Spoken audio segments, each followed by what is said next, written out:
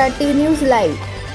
दिव्यांग कल्याण आमच्या हक्काचं, दिव्यांग कल्याण आमच्या हक्काचं, येणाऱ्या आगामी भरतीमध्ये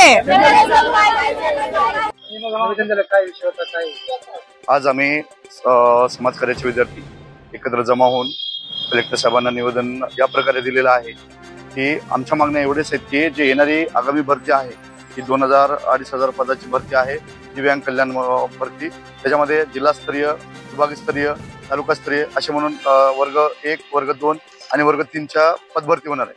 त्यामध्ये शासनाने पात्रतेमध्ये सेवा प्रवेशमध्ये एक बदल करण्याचा निर्णय घेतलेला आहे।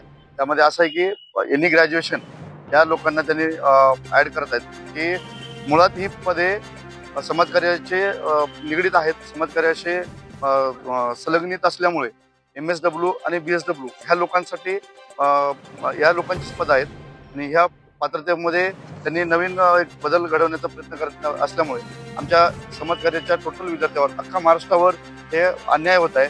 शासनाने ही पात्रता न करता मूळची कायम पात्रता ही आमची MSW आणि BSW लोकांना प्राधान्य द्यावं आणि त्यांना त्या पदभरतीमध्ये एकदम सरळरित्याप्रमाणे तीच कायम ठेवावं आणि याच प्रमाणे हे वेगवेगळ्या डिपार्टमेंटमध्ये वेगवेगळ्या क्षेत्रामध्ये MSWची खूप गरजेचं अत्यंत महत्त्वाचं पद असून त्या पदेला पण जाणीवपूर्वक त्या पात्रतेमध्ये निष्कर्ष करून MSW वाल्यांना कायम ठेवावं एवढीच मागणी।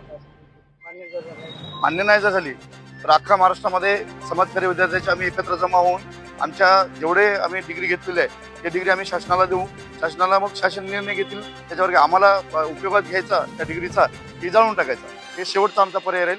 सर्वप्रथम आम्ही नांदेड, परभणी, नागपूर अशा ठिकाणी प्रत्येक ठिकाणी जिल्हा अधिकाऱ्याकडे आम्ही निवेदन देण्याचा प्रयत्न चालू आहे। साहेबांनी पॉझिटिव्ह दिलं, शासनापर्यंत पोहोचवतो आणि तुम्ही निश्चिंत राहा, तुमच्या मागण्या 100% आम्ही शासनापर्यंत पोहोचण्याचा प्रयत्न करू असं त्यांनी पॉझिटिव्ह रिस्पॉन्स दिला।